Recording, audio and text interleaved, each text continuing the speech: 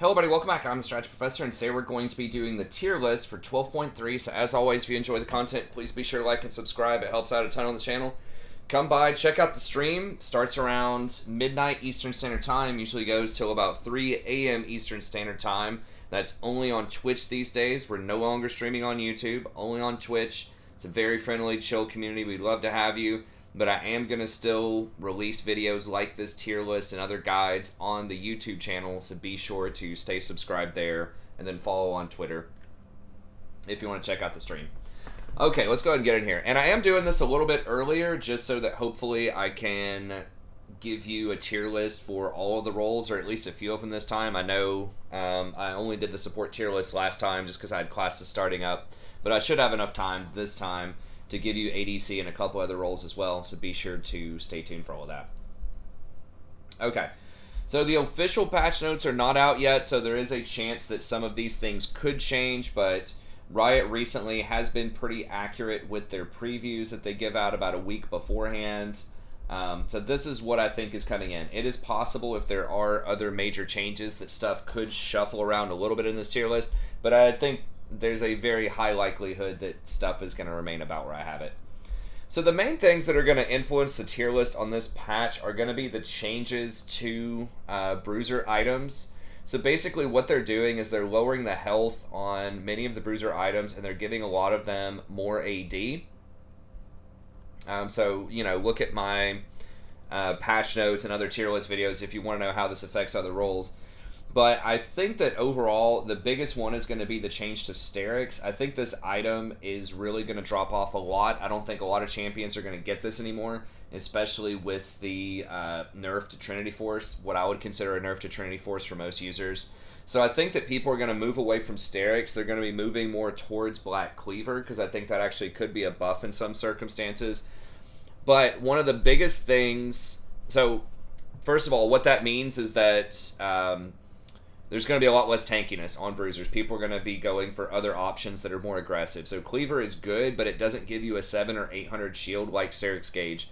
So champions are going to be a lot squishier, particularly to AD damage, because Maw of Malmortius is going to be extremely powerful. I don't know if other content creators are talking about this yet, but I think that that is going to be really the massive item that comes out of this. And it's just going to completely annihilate AD or AP users, I guess. So if you're a Zed or a Talon or, you know, an Irelia or anything like that that's against an AP champion, if you get that Maw of Malmortius, start with the Hex Drinker, turn it into Maw eventually, it's going to be really, really hard to beat that, because the shield is going to be bigger and it's just giving it way more stats. So I think this is going to crush a lot of AP users, and a lot of people are going to be going towards AD. And just, it may not be built every game, but just the threat that you could build a Maw of Malmortius if you're an AD user is really going to push people off of AP champs in a lot of situations. And then Blade of the Ruined King is getting a buff too, but that's not going to matter as much. So what does that change mean in terms of shifting more towards an AD type of meta, where you're going to be seeing more of those assassins? Well, it could make AP champions in the bot lane a little bit more valuable, maybe. If the rest of your team is AD, right? So it could make something like Lux more valuable if everybody shifts towards AD. However, if you still have a mage on your team, if you still have some AP in those matchups, and somebody goes for a Maw of Malmortius, then it's going to make Lux like far weaker, potentially, and Zyra and Brand and things like that. They're going to be a lot weaker. So it just kind of depends. If you're the only AP on your team, I think that's going to be more valuable potentially just for team comp balance. But if there's multiple AP champions on your team, then the AP champs are going to get potentially a lot weaker. And anything that works around AD champions well, like Janna, who gives that shield that gives that 50 extra AD, is actually going to be very strong with stuff like Zed or Graves. I think Graves is already really strong. He didn't get a nerf on this patch. And the fact that everybody's going to be going AD, and there's going to be a lot less AP users, and he has a great answer to AP users with the Maw of Malmortius if they do go AP, he's just going to be through the roof powerful in the jungle and probably top lane as well. So that's just like the main thing that I think could impact the support meta. They are nerfing an interaction with Janna, which we'll talk about later. They are buffing the hell out of Nami, which is also going to be really important. but most of this stuff is not going to impact the support meta as much as those items will. So basically, AD assassins are going to be a lot stronger because people are not going to have Sterix as much, and they're going to have an option of Maw Malmortius to destroy people. So anything that's good against AD assassins is going to get a little bit better, and anything that's weak to AD assassins or, you know, other divers, high damage dealers, that type of thing, is going to be a little bit weaker. Okay, so let's go ahead and get in here. I have Janna up at number 1 for next patch, just because, like I said, she does play particularly well with AD champions, and she already has a 55% win rate. Now that nerf, as far as I can tell, the nerf just affects a particular bug with Glacial where it was staying on the ground for like 10 seconds, and I've never seen that in any of my games, so I'm not really sure what causes the bug, and if I did know, I would not want to tell everybody, but I don't know. But if they're still allowing it to be okay that Janna, just off of Moonstone and the fresh 20% healing that she gets for free on her passive, if it's okay that she has an 80% slow off of one item with Glacial, she's still going to be incredibly strong. And that's really what's making her strong, right? And that's something that I overlooked a little bit. Like, I thought she'd go from maybe 50 or 51% to like 52, maybe 53. I was not expecting 55. And I think a lot of people overlook the interaction with Glacial, because she triggers it so easily off of her Tornado and her ultimate. And like I said, just off of one item, that can give you up to like an 80% slow, because there's a 30% base, and then you end up with 60% plus healing and shielding off of just Moonstone, which in and of itself is extremely strong, right? Because Moonstone can give you up to 35, and then you get a free 20% on your passive, that's 55, and then Revitalize gives you an additional 5 for 60. You get an extra 9% slow per 10% plus healing and shielding, so that's a 54% bonus on your slow. That's 84% right there, not including the bonuses that you get for bonus HP and bonus AP. You're looking at 85+% slow off of one item. So it's just an extremely strong build on her. Everything else is pretty good too. She loves the free boots because she already has pretty good movement speed with her W early on. She's got like 355 base movement speed effectively when her W is off cooldown, so she doesn't need the boots that much early. She can wait on the delay. And so very good against diving champions with the Tornado, with the R. The Glacial Augment makes that even better. And then the 50 AD plus that you're going to be giving out on your shield is really good with AD assassins, and is very good with long range AD carries. So she's not as oppressive in lane as something like a Lux or a Senna or even a Karma, but she scales extremely well, and it's going to make it very difficult for people to dive that backline when you do have the Janna. So her weakness is other very long-range champions. She does have a problem against Lux, if Lux is good at hitting her binds. And there are a few other champions, you know, that could be problematic that are long-range. Your Xeraths, your Vel'Kozes, that type of stuff. But like I said, anything that's trying to dive, she's going to be one of the best peelers in the game. You can't make plays on her, which is kind of tough. I mean, you could have like a full charge Tornado that comes out of a bush, but they can see it charging in the bush. So it is hard to make plays, but if you have enough scaling on your team, she's going to continue to be really strong. Speaking of scaling, we've still Sona is going to be up here. There's not a lot of new technology with Sona, so it's not worth spending too much time on her. She's been near the top for a really long time. She just scales extremely well with Moonstone, just because each one of her auras is going to trigger Moonstone, so it's just constantly ticking over and over again. She has extremely high scaling, both with Moonstone and AP. And then a couple of patches ago, when they buffed Archangel's Staff, they moved it down to 2,600 gold. She scales extremely well with that because she can get a tier early. Mana is kind of a problem with her in the early game, and then it just gives you a lot more power later on in the game with your AP build. So you can still go Staff of Flowing Water or, you know, Chemtech Putrefier, and it'll be pretty good as the second item, but especially Staff of Flowing Water. But Archangel's has kind of been the go-to for a lot of people. It scales really well in the late game. Now, one thing to look out for with Sona is she has really low base armor, and you do not have a lot of great answers to things like a Fed Zed or a Fed Talon, and I think we're going to be seeing a lot of that over the next couple of patches. There's this Eclipse build that's extremely good on him right now. And especially, like I said, there's no Sterix to threaten them anymore. Like, people are going to have to play actual literal tanks if they don't want to die, and I just don't think a lot of people are going to do that. I think everyone's going to double down on the squishy, high mobility champions and just try to play it without Sterix, which is very good.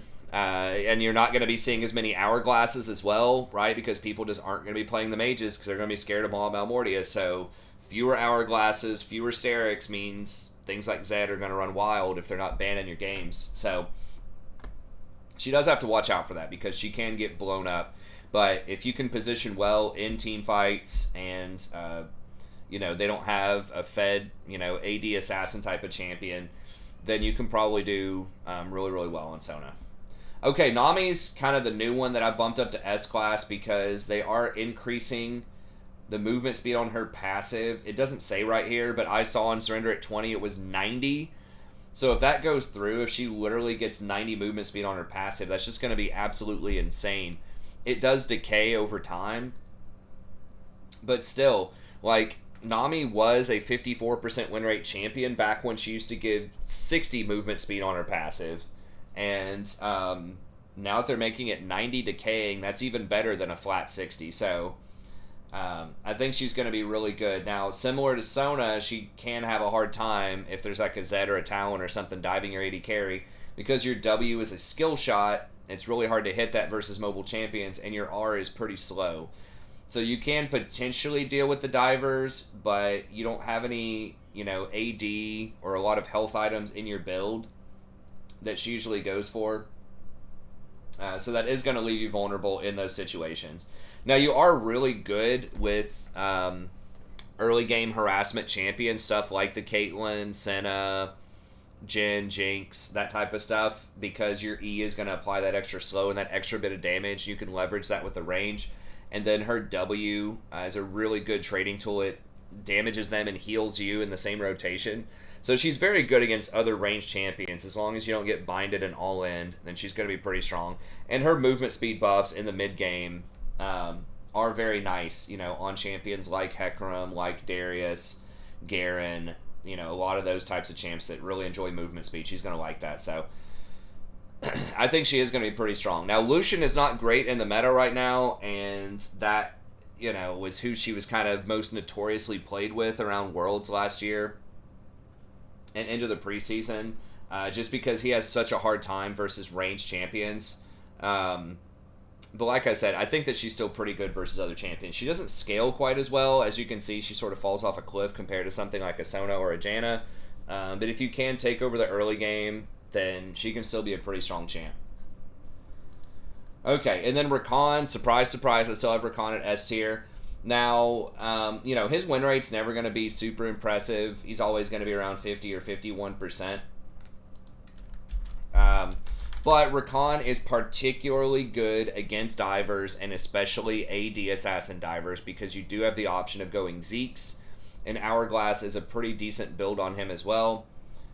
He does have the shield personally to help him out with that, and he can shield allies. So one of the really good things about Rakan in this situation, like a Zed diving or AD carry, is you can R and then E over to your ally. So that's going to immediately give them a shield so they don't get blown up instantly. And then your R is going to CC them. It's going to charm them. Then you can knock them up with the W. And then that's going to give your AD carry or whoever time to, reposition. And then you can shield them again. And then you can have Guardian or you can have Glacial Augment. The Augment's going to lower the damage output of somebody by 15%. So that's like a little mini exhaust. Or the Glacial Augment's going to do that, or the Guardian is going to give him an additional shield. So the fact that he shields and peels really, really well is fantastic, and that he can personally get armor or other, defensive runes or items to make it where it's difficult to blow him up on a personal level makes him very, very good in that type of environment. And I've been trying to build out lately that I've had success with. It's been pretty good as I've gone back to the Glacial Rakan. So it just go Glacial, and then I've been doing Perfect Timing, Biscuits, and Cosmic Insight. And I like the Glacial because it does reduce the damage on your allies by 15%, which is pretty good. But just having that extra slow is really nice as well. It just allows your team to kite a little bit better when they have to run through that slow field, or it allows people to run you down a little bit better.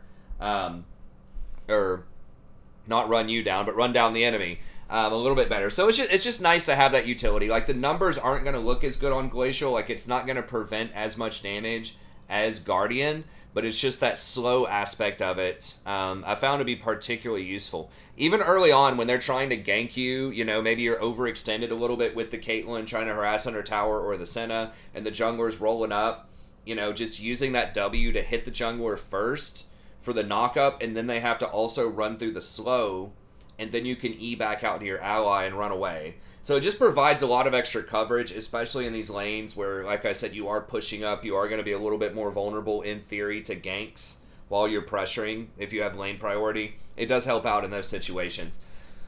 Also, I have been really digging the stopwatch, or at least the perfect timing aspect of it. I had been kind of low on stopwatch in the past because, number one, it didn't help your allies out as much in seasons past. When Ardent Sensor was really strong, and when Zeke's was a little bit stronger than it is now. I used to prefer to get those items. And then kind of in recent memory, Rakan has had to get Putrefier, or that's been like a really good item on him for the 60% anti-healing. But there aren't as many healing champs going around right now. There aren't as many shield bows after that got nerfed.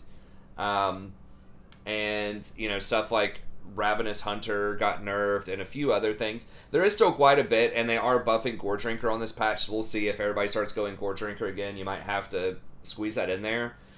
But then also, especially at kind of lower elo brackets, lower than Diamond, your ADC is going to get Executioners anyways, or like everyone on your team is going to get Grievous Wounds, even if you ping Putrefier, even if you tell them, hey, you don't have to get it, I'm going to get Grievous. They're going to get it anyways. And so it's just wasting gold to have, 3 or 4 people with Grievous Wounds when you could get something else that's more useful.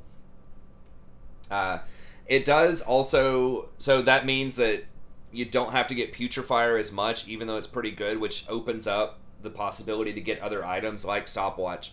And Stopwatch is really nice for dives because Rakan, doesn't have a lot of durability early on. You can get out with your E, but sometimes you just want to soak that extra tower shot or two, so it's good for that. Also, if you get Lux binded or Morg binded, that's really bad news, especially before you get Mercury Treads. So just being able to stopwatch to wait out that bind duration and then escape after that can definitely save your life. And obviously against things like Zed, it's good. So I think that is really nice. And then Hourglass itself, gives you that ability, but it also gives you a lot of armor, which, again, if they're going to be running a lot of AD assassins or, Graves or just other AD champions, that armor is actually really, really useful on Rakan, as well as for taking tower shots if you have to take it later on. So I've just been, kind of a fan of that, even though I was skeptical of it at first after playing with it for a little while, especially in a meta that I think is going to be dominated by AD. Stopwatch and transitioning into Hourglass may not be a bad idea. Later on. Another option you could do is Zeke's.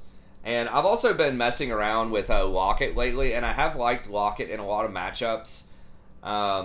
It does have a lower win rate overall, but just the extra resistances, the 30-30, and then the fact that you also usually get at least 7-7 early on the armor and magic resist really gives you personally 37-37. And because you're almost always going to complete your ward item pretty soon after your mythic.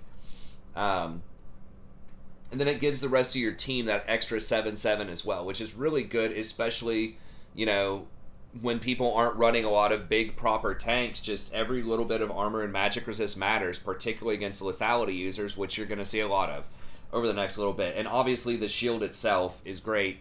Just another tool at preventing a lot of that burst damage is going to be coming your way. So I really like that. The only real problem that I've noticed with this is it doesn't have any mana on it, which can feel bad early, but if you just adjust your mana usage, if you just don't throw a lot of worthless Qs later on, which I've learned, you don't really need to do that. Like, you don't need to Q the dragon, to heal the jungler a little bit. right? Like, I'm just used to using my spells whenever I see an opportunity, but just lowering those Qs and just making sure that you're getting good back timings to reset your wards and refill your mana bar. I think you can get away with having Locket, especially if you run Biscuits. That'll give you an extra 150 mana in your build. So I've been really digging that lately. It's kind of a defensive option to help myself and help allies out. It's just kind of going Locket into either Zeke's or Locket into Hourglass. And the Hourglass, again, is very good against matchups that are rough for Rakan with those binds, especially Lux and Morgana, that, you know, are just really, really annoying for Rakan to deal with. So that does give him a few more options in those cases, because, again, those are binds, not stuns, so you can still use abilities, you just can't move.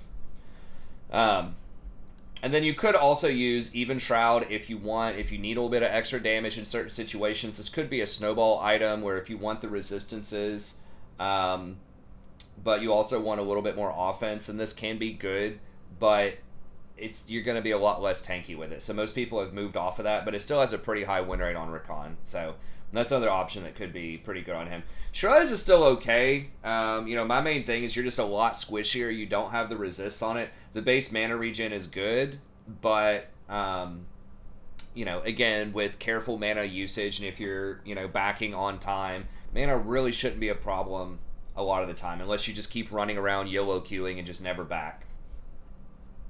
So the movement speed is pretty good, but I'm just not sure it's worth giving up the, you know, hundreds and hundreds of gold worth of defensive stats, especially in a meta that's going to be dominated by burst, which, again, the meta is already really bursty.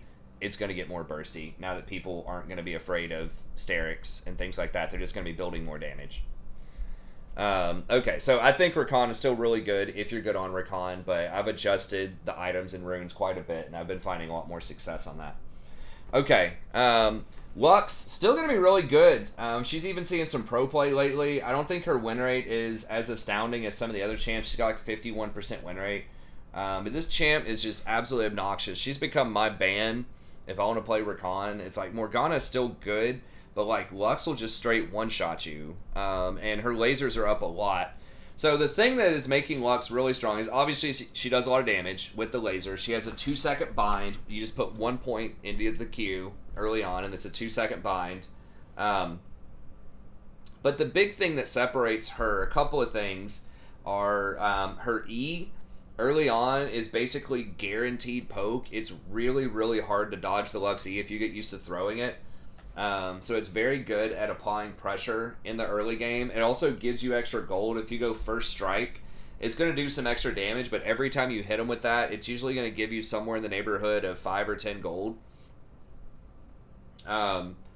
So that adds up. In a lot of games, you'll get 400 or 500 gold just off of this rune, and that's not including the damage that you do off of it. It does pretty good damage. Not like insane. It's not going to do as much as probably Comet. You know, Comet's going to give you like 2,000 damage, 3,000 damage at the end of a game.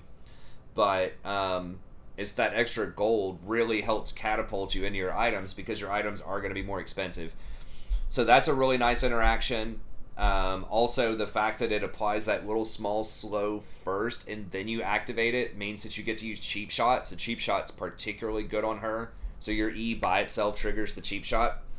It gives you vision of an area, so that's one of the huge weaknesses of a lot of AP champs or just squishy champs in general in support is they can't control brush, because if you walk up and you face check a brush, you're dead, right, if they have any sort of engage. But being able to throw this E from such a long range gives her a lot of safety. And you can use the E to zone people too, because it applies a pretty hefty slow, right, a 45% slow. So if you're trying to cut off a ramp or something, your team's doing Dragon or Baron, and you don't want the enemy walking through the ramp, you can just throw that E out there, and they're just going to be, no one's going to walk through it because it's such a massive slow. And if they do, you can just hit them with the Q, and then activate your E and, you know, ult them to do a ton of damage. So it's not only good harassment and gives you good vision, but it creates an entire field that applies a massive slow for a really long period of time. Yeah, it's 5 seconds.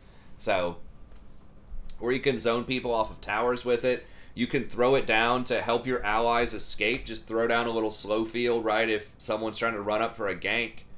And it's just going to take them forever to run through it. So it's a very, very versatile spell that is really easy to overlook if you don't play Lux like a pretty good amount.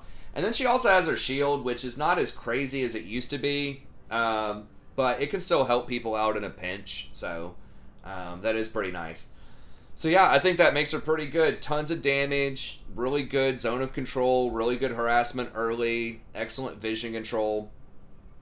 Pairs really, really well with something like a Jhin specifically, who's the most popular ADC, because if he hits a W, you're going to hit your bind, or vice versa, and then you're both just going to blow him up, right? So it's very good with that, and then she's pretty good with Caitlyn, right? If you bind somebody, Caitlyn in theory can put her trap down and then combo them. Is Caitlyn actually going to do that, in platinum, gold, silver? Probably not. But the option is there. And then something like Senna, obviously, you hit your Q or Senna hits her W, chain it together. So she just works really well with a lot of these other long-range champs that have, CC that they can chain together with you. So overall, pretty strong champion. The big problem with her, similar to Sona, is she has a very hard time against divers. So if you get flanked and they manage to dodge your Q, you're probably dead. So yes, you do have good vision with your E, and you can slow people down with it, but in my experience, if you're behind, if all the towers are falling, it's really hard to stay alive. I think her average deaths, I don't know if it says that or not, but I feel like her average deaths are probably fairly high compared to some of the other champions, just because it's just so difficult to stay alive with her if you get flanked. Or just things that can ignore a lot of your stuff. So like Hecarim charging you with his R, I mean, he's unstoppable. He's gonna ignore whatever you're trying to do, so that's really annoying. It's just like she can get flanked and spanked, if you're not careful. So really good in lane, but if you don't get ahead, kind of questionable outside of lane. Although, she does have the option, unlike some of these other, enchanters, she can like one-shot people by herself if she gets enough items, and if they're squishy, and if they don't have the Sterix anymore, if they don't get the Maw of Malmortius, you can one-shot a lot of other squishy supports just by controlling a bush, hitting them with a Q, and then just rolling your hand across the keyboard and killing them. So, this is very powerful. I think the top-end AP support right now. Okay, then we have Senna. Now, Senna really took me by surprise as support. I did not think she was going to, and as ADC, I did not think it was going to make that big of a difference. That they gave her the slow on the Q. Now, I've seen some accounts that are saying they're lowering the slow from 20% down to 10%, but the patch notes here say that they are just lowering the stack gain. I don't see anything about lowering her slow. So surrender at 20, they were, previewing a slow lower, but it's not saying it here. So what does this mean? Soul drop rate for minion kills doesn't really affect support Senna that much. So that's not going to matter if that's the case. If the slow comes in, that probably will matter. But there are a lot of changes to Senna that people just overlooked, myself included, for a really long time. So they increased her crit rate, I believe. If we look at they increased like the benefit that she gets from crit. They increased the benefit that she gets from attack speed. They did all kinds of things to help her out. So they gave her 20% slow on her Q, which is good. And this was a big one back on 11-17. Critical strike reduction reduced to 8.5% from 14%. Critical strike damage increased. So when she crits, it goes to 160%. And you don't get as much of a reduction. So that's basically your... you're getting like, what is that, 5.5% more damage from crit. So it's just a lot more damage on crits. And this is where they increased the spawn rate to 10% on minions she kills. So that's for AD Senna, from 4% to 10%. So that was a big upgrade. But she basically does more with crits right here. And then bonus attack range reduced. That was a big nerf on 11-11. Her heal scales with lethality, so if you get lethality, you get a bigger heal. Bonus movement speed. Okay, then AP stuff that doesn't matter. You can only get maximum 100%. Now, this was a huge one, too. Back on 11-2. Her attack speed ratio went to 0.3 from 0.2. That's 50% better scaling on attack speed. And you can see it. Senna actually attacks, like, reasonably fast, compared to how she used to attack back in the day. So, that was a pretty big deal. So, both of those, the attack speed, the crit, and then this movement speed have made her better. And the meta's just shifted around to favor these long-range champions that don't want to get shield bow anymore after the shield bow nerfs. So, support Senna is getting fleet, which is, okay, that does give her the extra movement speed and attack speed. I feel like this is really weird, though. This conditioning unflinching seems kind of odd. I would think that you would go for approach velocity. I don't know. People are getting this, like, second. But I would have thought that something like free boots and approach velocity would have been a lot better. They're both similarly, like, pretty strong. How is Grasp Senna? Looks like most people are moving over to Fleet rather than Grasp. Which is interesting. There are a lot of different things that can work on her. But she is doing Divine Sunder. Now, that is getting changed next patch. I don't know if that's going to be better or worse for Senna. It's getting 5 more AD and it's losing 100 health, I think. So you'll die, faster, but at the same time you'll do more damage. And her AD scaling is pretty good. If it turns out to be really bad, you can just go Eclipse, which has a similar win rate. It's a little bit slower, or it's a little bit lower, about 1%. But this is pretty strong. It gives you the movement speed, gives you a shield, max percent health, gives you Omni-Vamp in lane. It's an extremely good item. And then Rapid Fire, of course, is going to be a staple on her. But Muramana, Gensu, Collector, Umbral, Cleaver. I mean, literally all of these are like 60% win rates just about. So, anyways, she's got a lot of good options. And Cleaver is going to be really good next patch. Like, they are giving it quite a few buffs.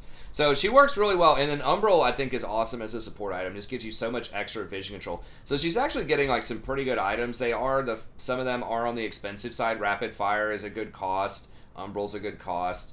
But, obviously your Mythic is going to be on the expensive side. But, she puts out a lot of damage. And she puts up a lot of pressure in the early game. She does a lot of interesting things. So I think that she's pretty good right now. She does have a high win rate, and I think she'll continue to be good. Again, can get flanked, can get murdered, because she doesn't have any defense in that build. If you do go for Divine Sunder, it's going to be, a little harder to kill you.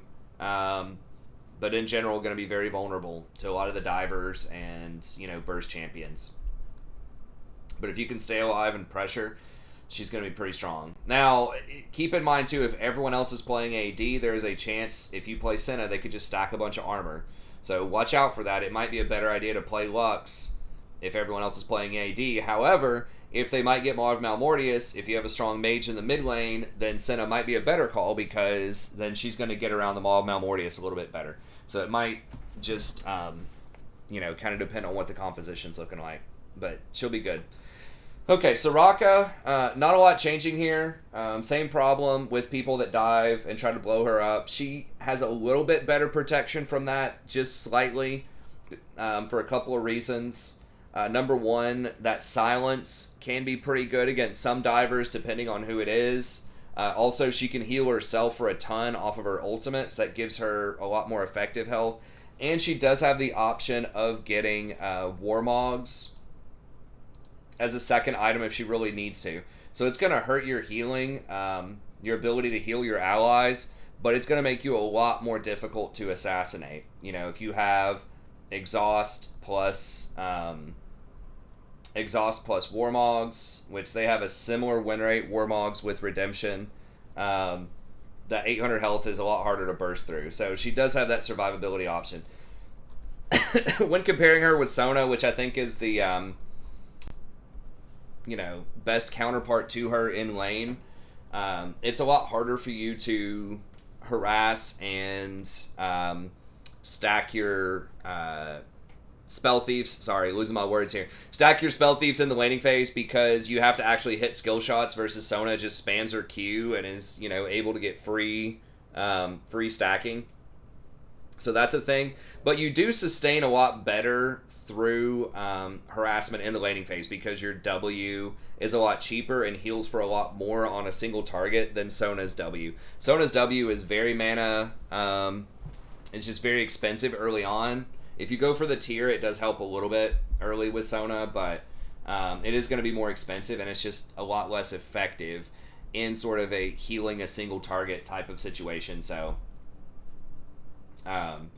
anyway, Soraka can still be good, but it's just hard to make plays on her, and if they get a lot of Grievous Wounds, she is particularly vulnerable to Grievous Wounds. So if Gore Drinker becomes the standard on a lot of bruisers again, then more and more people are going to be taking Grievous Wounds to deal with those bruisers, and you're going to take collateral damage from that because they're going to have Grievous Wounds for you for free, basically, that also deals with the bruisers. So kind of be careful if your team has a lot of stuff like Red Cane or Aatrox or something like that on your team.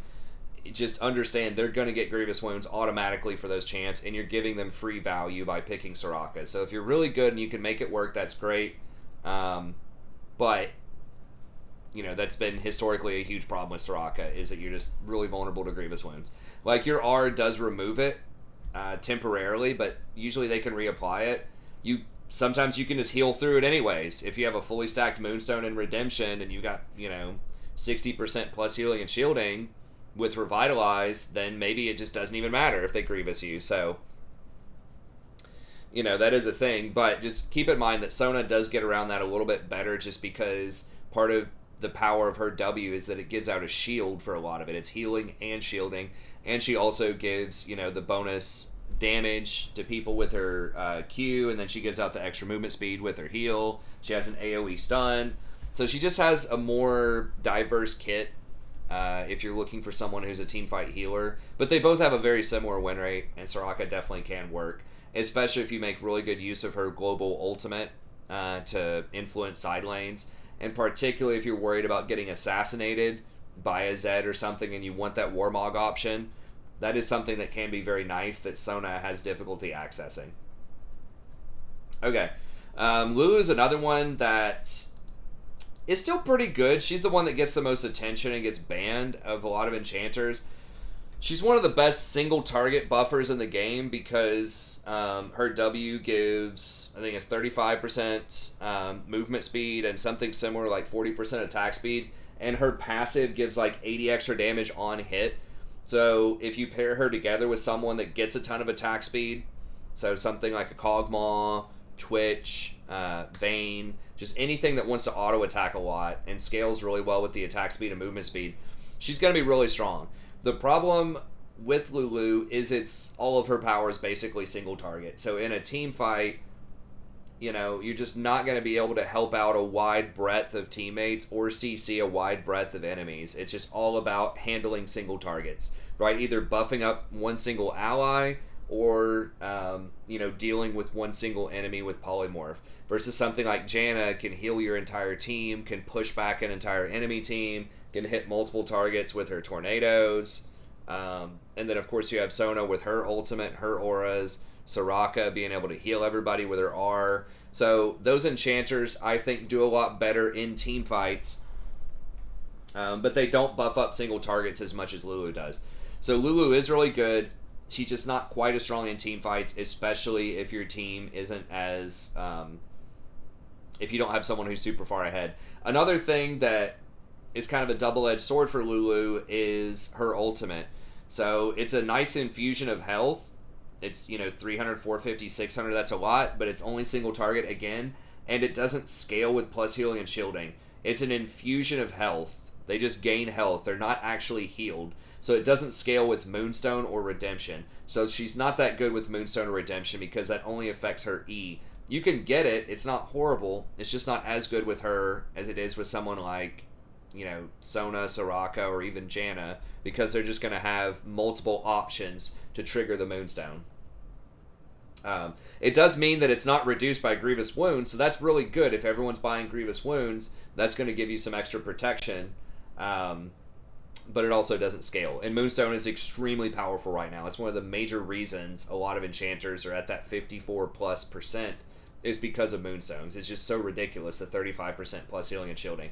So she doesn't benefit from that most of the time. So very good. Again, if you want to pair with Cog, Twitch, Vayne, just something else that gets a lot of attack speed, but can potentially struggle in those late game team fights. As you see, her win rate kind of falls off once everyone starts grouping up, particularly against other enchanters. But she is very good against those assassins because it's that point-click health, instant, gets through Grievous, and so that can protect you against things like a Zed. If you just ult the person that Zed ults, and then use polymorph the Zed, you can deal with a lot of that. So many people just ban her because they don't want to mess with polymorph. It's just such an obnoxious ability for melee assassin type of champions, which again, those are going to be more powerful. So she's really good. I mean, I could see an argument for putting her in S, especially in certain matchups, but I think this is a pretty fair place for her. A lot of these champs, especially in tier 1 and tier 2, are very good depending on your experience in the matchups. Any number of them, you could make an argument for them being tier 1. Okay, Nautilus I still have up here. His win rate is not as stellar as some of the other options out there. He's only clocking in at 51.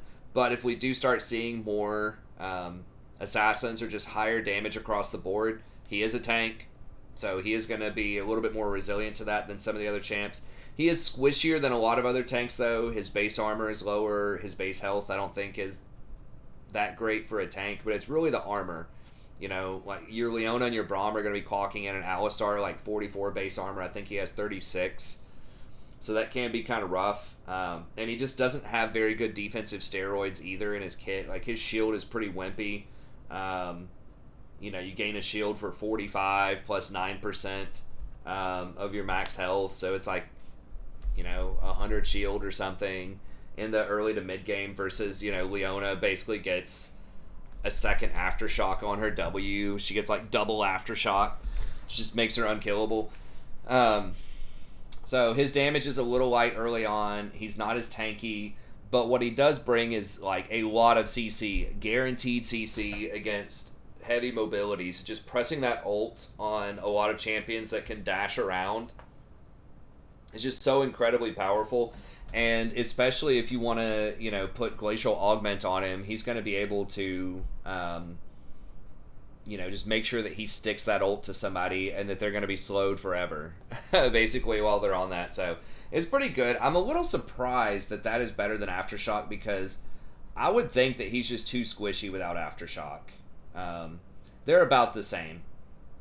So I don't like I would personally rather have Aftershock on him. It just kind of depends on your matchup, but he's so squishy. You can get away with Aftershock on Glacial on Rakan because you can get back out. Like you can apply Glacial and then you can E and get back out of there, right? But with Nautilus, you're going in and you're taking hits, and you are again on the squishy side. So I'm not sure about that, but they both have a similar win rate.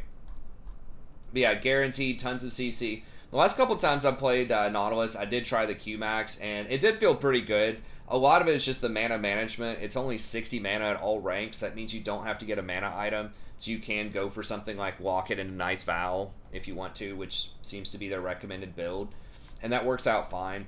Emax in the past has been really good, but the mana cost is so high on this, it's like 90 mana, that you really have to get a mana item in there somewhere. Either like a Zeke's or a Frozen Heart, something like that, and that's going to limit your options in terms of what you can buy. So I think going for the Q-Max is probably better at this point. It also allows you to fish for more hooks in an ARAM type of situation, so that's good. But I think the fact that this does like pretty high damage and is always 60 mana at all ranks is just so nice on your mana pool early on. So you're not going to have as much wave clear as you would with the E, but you have the potential to land more hooks and preserve your mana bar a little bit better. So yeah, Nautilus is pretty good. And then Leona is one of the last ones that I'll talk about in depth here. I'll go over a couple of the other notable ones really quickly. Actually, you know what? I'm going to put Seraphine, because I did play her for a game. I'm going to put her... We'll put her up here. We'll talk about Seraphine in a second. But she was actually better than I thought she was. So Leona's the next one, and Leona's pretty solid because she just has such low cooldowns on all of her CC. So if you have someone aggressive, you know, in lane, a Tristana, a Draven, a Jhin, or whatever, you can just keep forcing the fights over and over again. And, you know, the R is very good at locking down squishy, immobile champions, you know, like a Lux or a Jinx or whatever, if they don't get Gale Force. A lot of them are going to get Gale Force, and that feels really bad. If you have, like, it's so hard to hit your R if they have Gale Force, because it's so telegraphed. But against, like, the squishy immobile stuff, Soraka, Sona, you know, a lot of those things, then she can pressure them. The big problem with Leona is obviously she's melee. She doesn't have any sustain in lane. So if you get pushed in by, you know, Karma, Jhin, or Caitlyn, Lux, or something like that, you're going to have a really bad time. So she does not do well if you don't have priority, if she continues to get pushed in. And if your team falls behind, that also feels pretty bad. Because you just don't have a lot of other utility other than engage. But if you can get ahead, if you're strong enough to make that happen, then she can be good. Just tons and tons of CC, lots of survivability. One of the premier engaged champions out there. And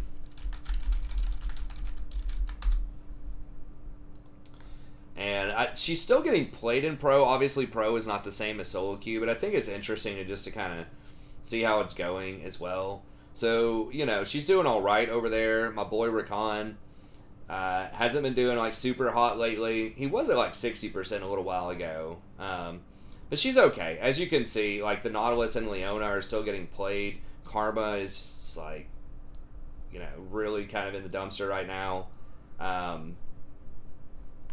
But Leona's still good. It's just, it's a little tougher in the meta right now. But if the meta does move back towards more assassins and that type of stuff, then she is going to perform well in that type of environment.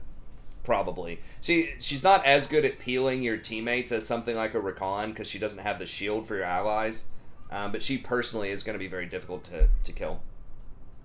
Okay. Last few here. Karma, I think, is overrated. I have not played her, and I've not played against her a ton. But from what I've seen, like, she does push waves, and she does apply a lot of pressure early on with her mantra Q if you hit it consistently. So, historically, she is very good to pair with things like Caitlyn, Senna, Jinx, Jhin, a lot of the long-range champs. But I just feel like she doesn't have a lot of CC, right? She's got a slow, and then her W is a delayed root, which is okay, but there's a lot of mobility out there right now that can play around that. And her shield is okay. Like, the movement speed is good. The shield itself is alright. If you overcast the shield, they've nerfed that a ton, though. It does give everyone movement speed, but the shield itself is a lot lower than it has been in the past.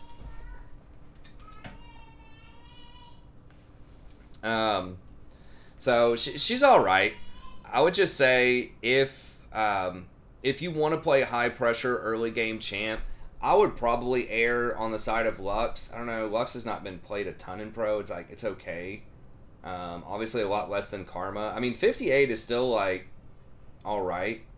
An alright amount of games. But I would just go with Lux most of the time in solo queue, just because Lux does have that 2-second bind, which is huge. Lux can also push the wave really well with her E. It's probably not quite as good as Karma's Q. Her E is a lot easier to hit if you're trying to harass enemies. Her ultimate is just gonna, like, once she gets to 6, like, her full combo is gonna be more than Karma. I think she's much better at checking bushes than Karma is. She has way better zone of control around the E. So I just think Lux is superior in almost every way, except for, like, maybe the first 3 levels or something like that. Maybe Karma's got the edge if you hit a lot of mantra Qs. I mean, Karma does give the movement speed to your team, so that's really what's going to set her apart, and she does help out with those engages. It's just the price for that is you're not going to have as much CC, and you're not going to have as much, like, kill threat and scaling as the game progresses. So I would probably rather just run Lux, but Karma is okay. Blitzcrank, as always, you know, Really good if people are running a lot of squishy champions. If you hit that hook a lot, it just feels really bad if you're behind in the game, or if late game they just have a ton of mobility, or they have shields like Banshees or Edge of Night, or if they just have a lot of tanks, just not a lot of good targets. So the fact that champs might be a little squishier, right, if they're not running Sterix, is good. He can remove the Sterix, but you have to hold your R until Sterix triggers and then do it, which can sometimes be a little awkward if you want to just put as much damage as possible on someone before they dash or flash away after you hook them. So that's a little weird, but you know, if you hit all your hooks, especially against squishy targets, he's obviously going to be a strong champ. He has a really high win rate. I just have him lower just because he's so one-dimensional, and like people can play around him potentially. Seraphine was a little bit better than I thought. I just noticed that one of the top supports in NA at least, had been playing a lot of Lux, and when Lux was banned, he was playing Seraphine. So I just tried it out, and it's actually pretty good. Seraphine with Glacial Augment. I'm not sure what the win rate is, but just like anecdotally, I think I played it a couple of games. And it actually wasn't that bad. Like, you can apply the Glacial with your E and with your ultimate pretty well. She has a very long range ult, so that's really nice for starting fights, obviously. And then you have like pretty good harassment with your Q in lane. It's not as good as like Lux's E, but it's still pretty good. And you do have, obviously, the W is going to give out a decent shield and some decent movement. So she's pretty good in a lot of circumstances. You just want a good team fighter that plays really well with Glacial Augment, and you don't want to play Janna. Like, you want something that can, you know, make a proactive play. Then I think she's going to be pretty solid. So I don't think she's like the best in the world, but she's a pretty good mix if you want, you know, Glacial on another enchanter. She does work. By the way, Glacial, people were asking me on stream about Glacial and Lulu, just randomly I just thought of this. The W does not count towards Glacial. Polymorph does not count because they're not immobilized. They can still move around while they're polymorphed. It's just a disable, so they can't cast any spells or use summoners or anything like that, but they can still move, so it technically doesn't count as a disable. So Glacial's just really bad on Janna. The only thing it triggers is your ult. Soraka, the only thing that would trigger it is if they get binded in your silence. Sona, the only thing that triggers it is your ult. So people ask me, you know, would Glacial be good on any other enchanters? And I said, I don't think so. The ones I could think of. But Seraphine is one where it actually could work. Maybe Morgana, again, you only have like one and maybe a half, if you count the ult, abilities that can trigger it. So yeah, Seraphine is probably the second best enchanter that can do it, unless you count Rakan as an enchanter. Seraphine can use it okay, that's the main point.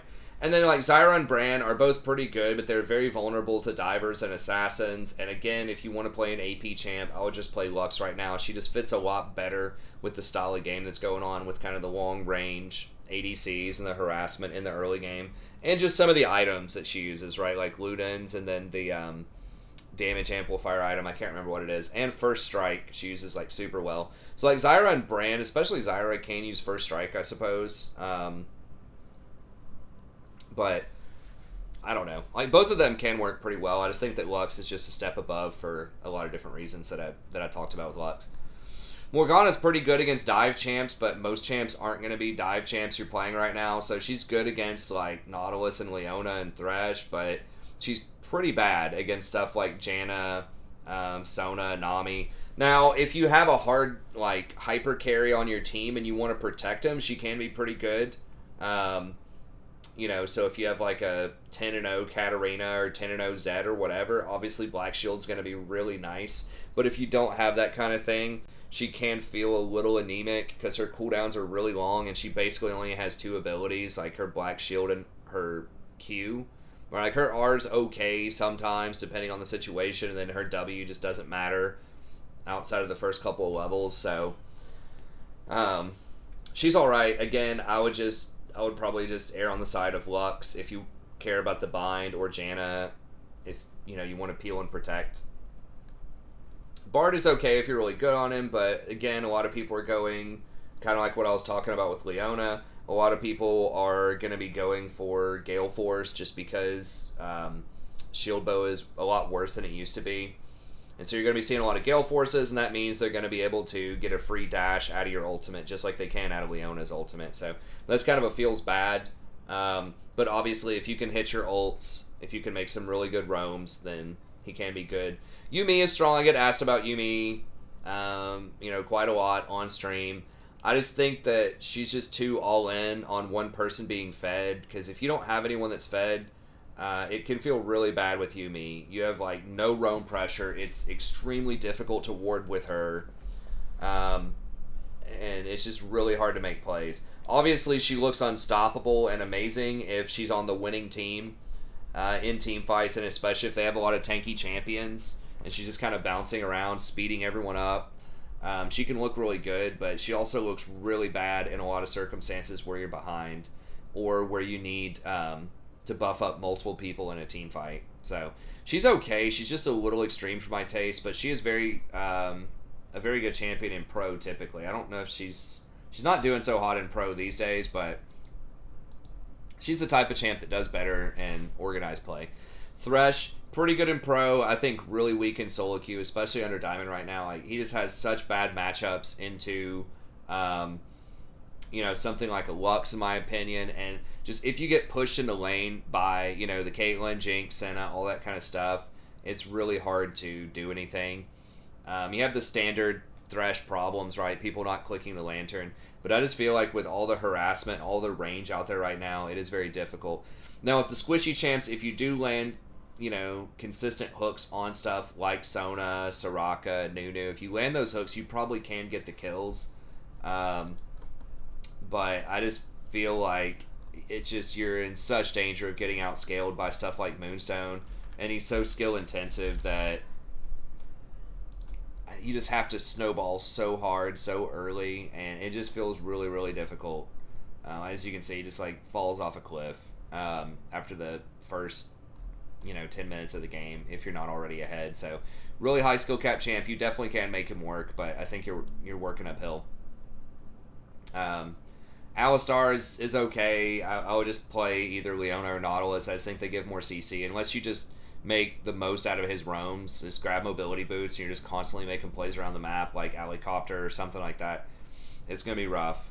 And then I'll go ahead and end it there. I do want to make sure that we get it done in under an hour. I have seen Pyke doing fairly well recently with the Umbral changes, and then the change that little disc.